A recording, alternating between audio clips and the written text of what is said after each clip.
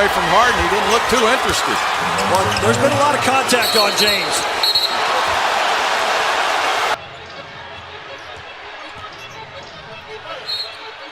Forcing the foul call there. He'll get two. And, here I think we got a little... Tall, athletic, and lanky. These are just some of the words used to describe Dejounte Murray. The young point guard who's currently a member of the San Antonio Spurs is proving to be one of the better young guards in the league. With a little more improvement over the next couple years, he could drag the Spurs into the postseason on his own. However, even though we all know Murray and his game on the court, there's a lot as fans that we don't know about him. So, in today's video, we'll be going over 10 of the most interesting facts that we could find about Dejounte Murray. Be sure to stick around until the end of the video to find out about his rough early life and how he was able to make it into the NBA. Starting off with number 10, Dejounte Murray was definitely the biggest steal of the 2016 NBA draft. While this may not seem like a fact, really more of an opinion, he was heavily considered the biggest steal after the draft concluded. Shortly after he threw his name in the NBA draft player pool, multiple analysts had him ranked in the lottery. Some even had him as the 9th best prospect overall in that class. However, he somehow fell all the way down to number 29.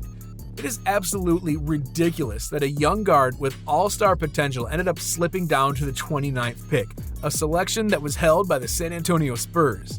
Shockingly, Murray didn't even work out for the Spurs prior to the draft. However, the Spurs were the first team that he officially met with. Apparently, the meeting went well enough to get him selected despite not even showing them what he can do. To make matters even worse for Murray, he had to sit and wait in that green room for around 3.5 hours. You better believe he remembers all those teams that chose to pass on him in the draft that year and is definitely going to be out looking for revenge. Next up at number 9, Murray has an insane wingspan for a point guard. This was probably his biggest upside when he was coming into the NBA as well. Everybody knew that he was a tall and lanky player, a man who stands 6'5", but his 6'10" wingspan caught scouts off guard. These lanky arms help him play defense at an elite level, while also being able to rebound with most centers despite being a point guard. Unfortunately, he opted not to attend the NBA draft combine after college, so we don't have any official vertical numbers for him, although it's likely those numbers are pretty high as well, considering his athleticism and wingspan. I can name quite a few teams who are desperately searching for a guard with the length and defensive intelligence that Murray displays. Coming in at number 8, coming out of high school, Dejounte Murray wasn't offered a single scholarship from one of those big blue blood schools. This is one of the most surprising facts about Murray out there. He was seriously dominant during his time in high school, being named a top 50 recruit among multiple other awards. However, he didn't receive any type of scholarship offer from a big-name school. Instead, the only offers he was given were from Cal, Gonzaga, the Huskies, Washington State, UNLV, Tulsa, and USC. For one of the most exciting young point guards heading into college, you would expect far more schools to go out of their way just to grab him, and yet that simply wasn't the case here. Moving on to number 7, Murray is already a member of Spurs history. During his rookie season, he became the 4th rookie in franchise history to get a points, rebound, double-double in the postseason. The majority of rookies in the NBA have some trouble in their first playoff run, simply because they have zero experience in that area. Murray didn't let that inexperience affect him whatsoever though, which is why he's now in elite-level company with this record, joining 3 of the most famous Spurs ever, David Robinson, Tim Duncan, and Kawhi Leonard. You shouldn't be too surprised, though, by him joining these elite players, as a few of his mentors happen to be terrific players in the league like LeBron James and Jamal Crawford. Crawford actually sent out a tweet congratulating Murray on being drafted. It read, "Nothing ever came easy anyway. Lifelong dream. What a blessing to be with the Spurs." With this mentorship and ability, the sky is the limit for this young Spurs guard. Now we're on to number 6. Dejounte was getting little to no minutes at one point in his NBA career before taking a random jump one season. At one point, Murray didn't play in 17 of the team's final 18 regular season games, and in that one game he played in, he was only on the court for a total of 5 minutes.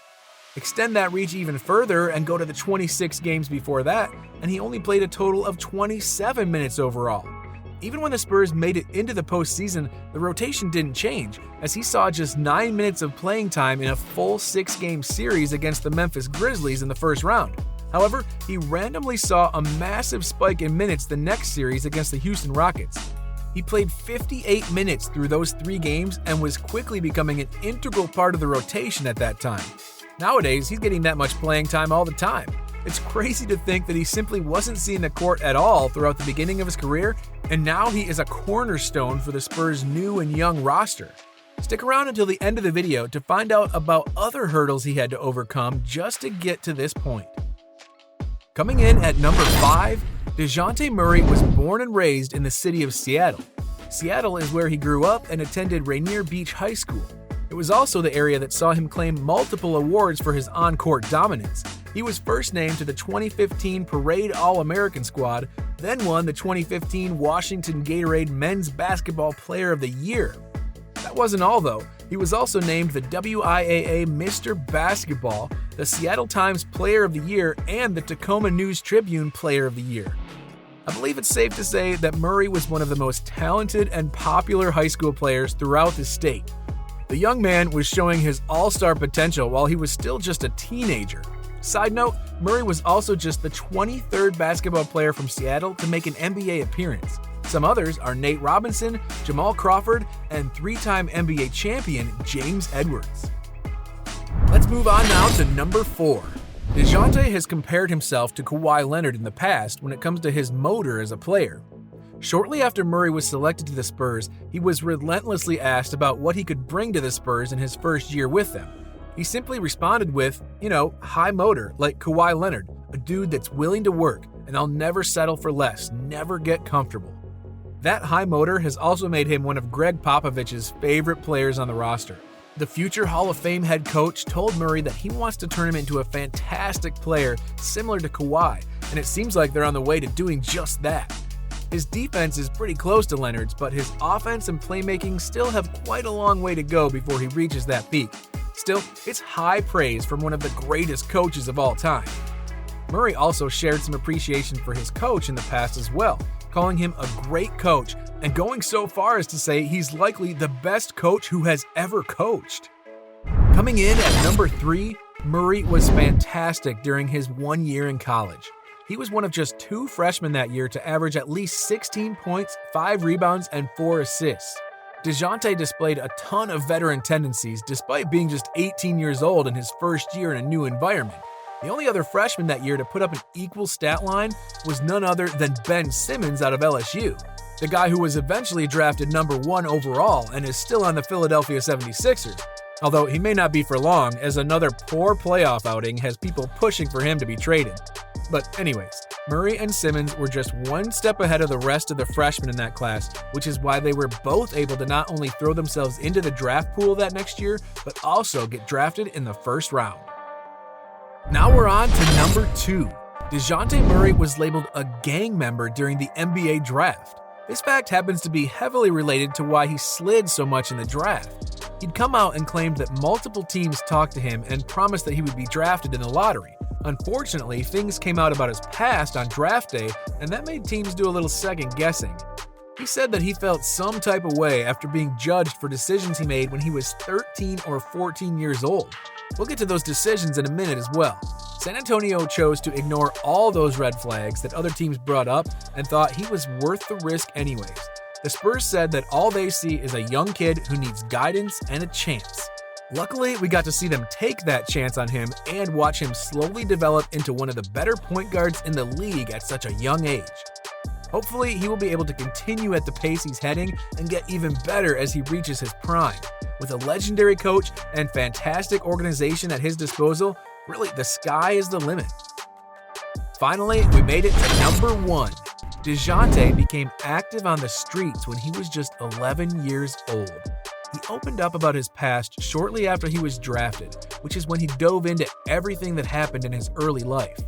During an interview with Chris Haynes, Murray said that his mother was in and out of the penitentiary when he was a child, and that by the time he was only 4 years old, he practically knew every drug out there. Later on, he started to become very active out on the streets when he was 10 or 11 years of age. Murray dove further into detail on that and said he wasn't just on the corner every once in a while, but instead that he was well known in the area and that every time he walked out, they knew who he was. All these things led to him spending time in juvenile detention, but things quickly changed when he was just a sophomore in high school. Jamal Crawford had met him at this time, and he told Murray that he has all the skills to make it into the NBA. Crawford then took Murray under his wing and would frequently text him to make sure he was off the streets, that his grades were improving, and that he was always working in the gym to get better and better. Unfortunately, those decisions he made when he was younger did end up catching up to him in the draft, as we mentioned earlier, but in my opinion, they weren't serious enough to nearly knock him out of the first round. Crawford might have even saved this young kid's life, as a life out on the streets like that could have gotten him into serious trouble. Now though, with his guidance and motivation, we are seeing Murray grow as a person both on and off the court. And with that, we've come to the end of this video. Thanks guys so much for watching, and be sure to leave a like and subscribe if you enjoyed it, because it really helps out our channel. Also, remember to smash that bell icon so that you never miss another video, because we've got some great stuff planned for the future that you won't want to miss.